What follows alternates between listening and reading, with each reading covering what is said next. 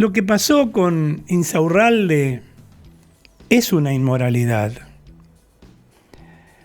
Por educación, por formación familiar y social y moral, no me voy a meter en la cama ajena, no voy a hurguetear las sábanas de otros. Pero sí es aberrante que un tipo cuya declaración jurada no le permitiría cruzar las fronteras de la República Argentina se tome la licencia, en medio además de la peor crisis que vive el país, para darse una vida de jeque árabe, siendo intendente, con permiso, de una Loma de Zamora, uno de los distritos más pobres del conurbano bonaerense. Y además siendo el tipo el jefe de gabinete del gobierno de Axel Kicillof, que curiosamente no sabía dónde andaba su jefe de gabinete. Digo, nos están tomando el pelo.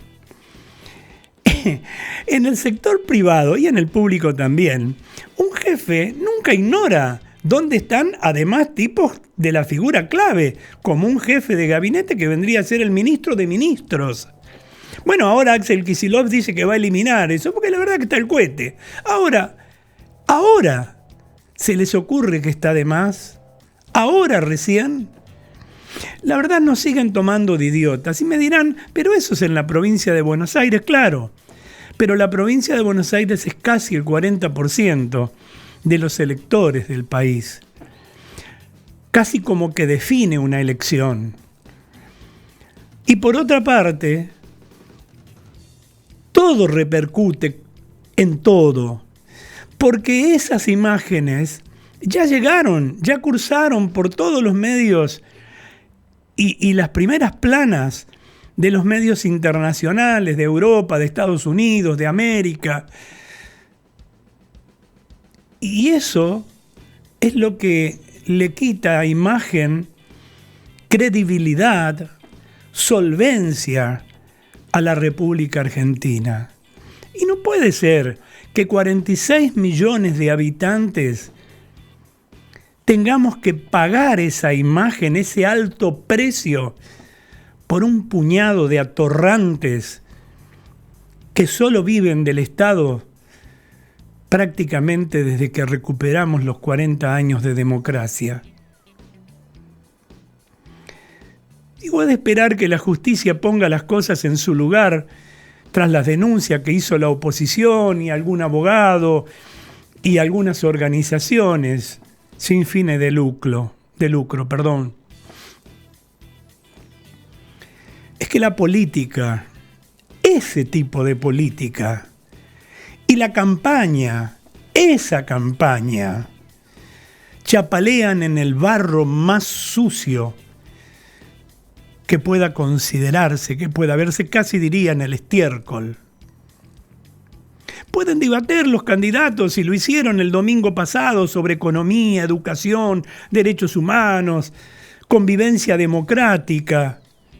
Y ese será tema de mi segundo bloque de este programa de hoy, porque es importante que estos temas no pongan un manto, no tiren un manto de oscuridad sobre lo que más duele a este país: la pobreza. El robo de dineros públicos en la legislatura porteña a cargo de Chocolate Rigó es una inmoralidad que deja de pronto vacío el plato de comida de 18 millones y medio de argentinos pobres. Porque espantan los números económicos y sociales de la Argentina. Es que me estoy ocupando de esto. No hay promesas de campaña ni proyectos políticos algunos, y menos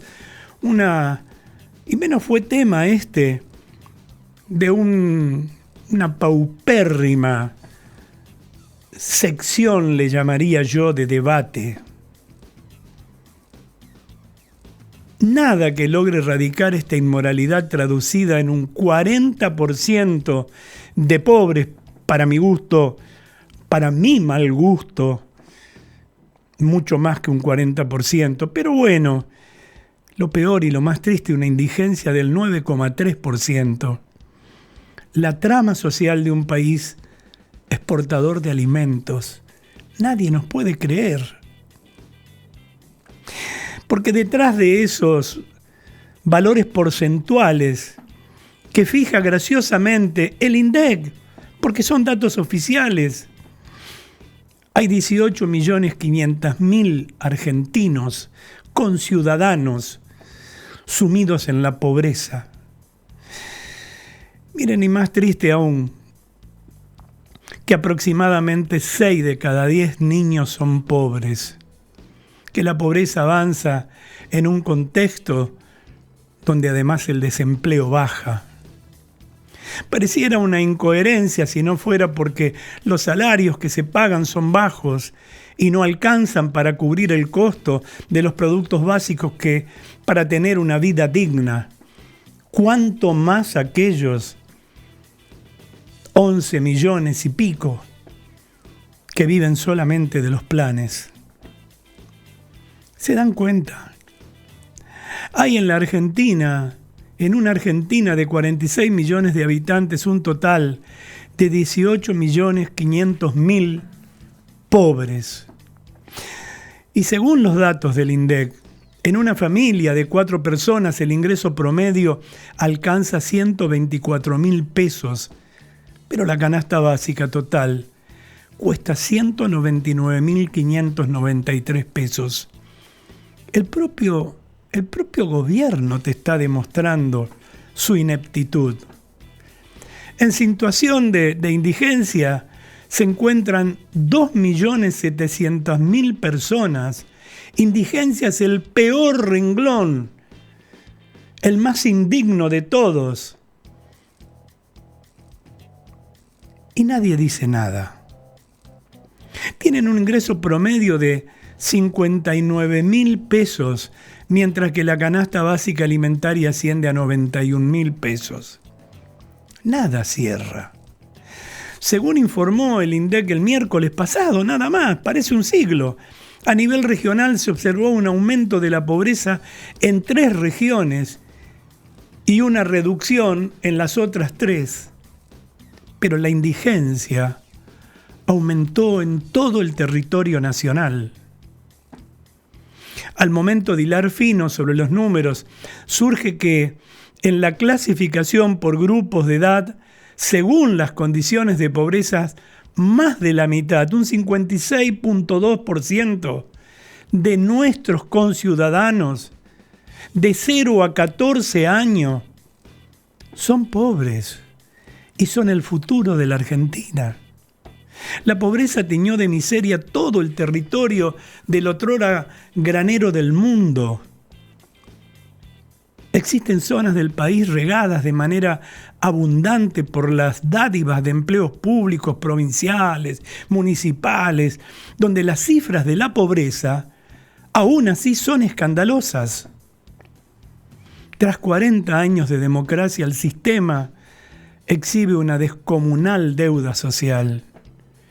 No es que los partidos gobernantes no supieron cómo construir una sociedad mejor, sino que directamente demolieron la que había.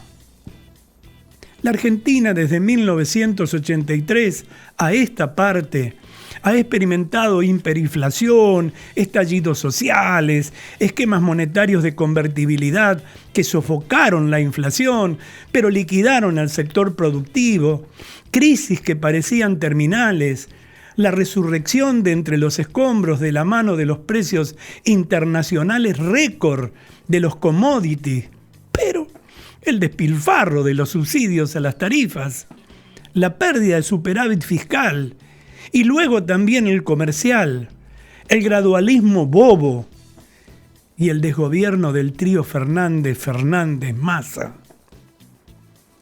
Hay tanto más que decir, porque la situación es aún más compleja. Sin embargo, creo que el panorama alcanza para entender la actualidad política.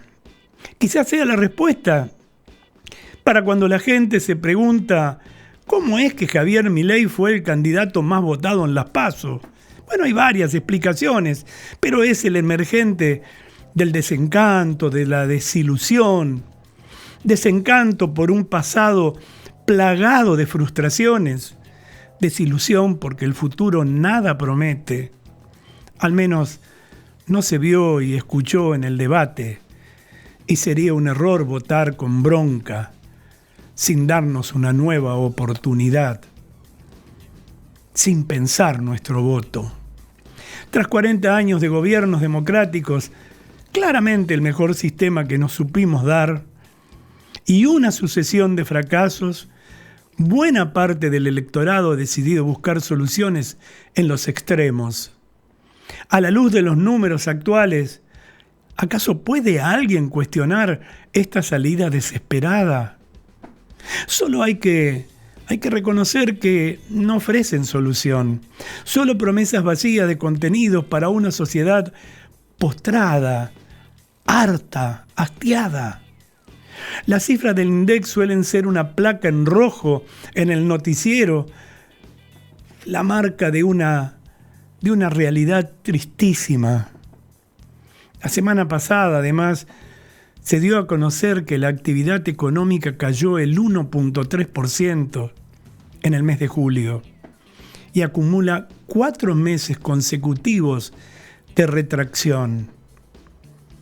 Por otra parte, en julio el índice de ventas totales de los supermercados mostró una disminución del 2,5% respecto a igual mes del año 2022, o sea, vamos en declive.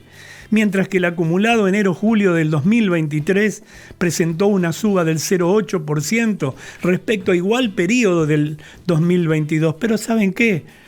Tal vez porque el proceso inflacionario empuja a desprenderse rápidamente de los pesos y acumular mercadería, o sea, ahorrar en alacena, al menos aquel que tiene margen para poder hacerlo, que cada vez son menos. Los ciudadanos suelen espiar los informes de las consultoras, fuentes que tienen una carga valorativa ideológica, pero que al mismo tiempo presentan cifras que son irrefutables al momento de describir una realidad económica de quebranto absoluto. Solo algunos gurúes, respaldándose en la idea de que potencialmente habría una buena cosecha el año próximo, y en el que se ahorrarán casi $5.000 millones en la importación de combustibles, pueden proyectar un escenario optimista para el segundo semestre del año próximo. Para el resto, el porvenir es pura incertidumbre. Por estas horas, los candidatos presidenciales con redes que son reales posibilidades de acceder a la Casa Rosada barajan sus estrategias electorales, redefinen planes, salen a la carga, se exponen o hasta se guardan. El ministro de Economía y candidato de Unión por la Patria, Sergio Massa, multiplica su figura y aparece todo el tiempo en todos lados. Claro, la logística la pagamos nosotros, el pueblo. Intenta dar una vuelta y a la verdad, a la realidad. Procura una buena noticia por día para mitigar el durísimo impacto de la devaluación sobre los ingresos de los argentinos, de una clase media desaparecida. La pasada semana, por ejemplo, anunció que el Estado hará un aporte de 94.000 pesos en 2 tramos para todos los trabajadores ubicados en la informalidad. ¿De dónde sale? No es difícil. En días anteriores se había lanzado salvavidas para los beneficiados por el empleo registrado y también para aquellos que se ven alcanzados por el impuesto a las ganancias. Difícil situación la de Massa, ¿eh? Como un mago que ya no sabe qué truco sacar de la galera para fascinar a los espectadores. ¿Cómo convencerlo de sus bondades si conduce el equipo económico de un gobierno que se va dejando una pobreza rampante y un proceso inflacionario de 3 dígitos. Verlo en un balotaje rozaría casi con lo milagroso, pero esto es Argentina. Mientras tanto, Patricia Bullrich, la candidata presidencial de Juntos por el Cambio, sumó a su caravana nacional a Horacio Rodríguez Larreta, con quienes perdieron un tiempo precioso, dueño de un capital de apenas un 10% de los votos en las PASO. Patricia busca retenerlos, a sabienda de que es dudosa la transferencia automática de esas voluntades. Por estos días, el equipo económico de Juntos por el Cambio, encabezado por Carlos Melconian, no deja de aparecer en los medios de comunicación para explicar su programa, donde el esquema bimonetario surge como un eje central. Bueno, de hecho ya lo tenemos. De hecho, ¿quién cotiza su propiedad en pesos? ¿Quién vende algo de su pertenencia en pesos? La moneda nuestra se depreció 450% desde que asumió este gobierno. También hicieron saber que la idea de quitar las retenciones a las exportaciones de un día para otro, me refiero al equipo de Melconian, no es más que una expresión de deseo y que en realidad la eliminación demoraría una progresión a 5 años. Distinta es la situación de Javier Milei. El candidato presidencial de La Libertad Avanza retació su presencia pública al menos hasta el domingo pasado, que apareció precisamente en el debate. Decidió no exponerse, ya que es poseedor de un caudal de votos inesperados en las PASO que lo llevó a la cumbre. Y bueno, alguien le dijo, no tomes riesgo. Sabe que cada aparición suya genera oleadas de polémica. Cuando se le sale la chaveta, se muestra tal cual es. Como aquella con la motosierra, ¿recuerdan? Y entonces ahora alguien le dice, medí un poco tus movimientos. ¿Quién sí dio que hablar por el economista Emilio Campo, quien conduce el programa de dolarización que aplicaría Milei en caso de ser presidente? Su rol lo llevaría también a ser titular del Banco Central, al menos por el tiempo en que la entidad dure con vida. Ocampo recalcó que no proponemos eliminar el peso, sino darle a los argentinos la opción de elegir cuál moneda quiere usar. O sea, estamos hablando de lo que dice Melconian. Y si quieren usar el dólar, que ya lo eligieron, está muy bien, dijo el asesor de Milei. Y además remató diciendo que Javier me ha pedido que me vaya del gobierno lo más rápido posible, es decir, que cierre el Banco Central lo antes posible. O sea que soy la persona que supuestamente tiene que durar menos en su cargo. Insisten con la misma idea que no tiene precedentes, sobre todo de éxito.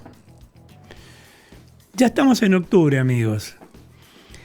Y el mes amenaza con ser un tembladeral político y económico, con un dólar blue recalentado a 805 mangos hoy.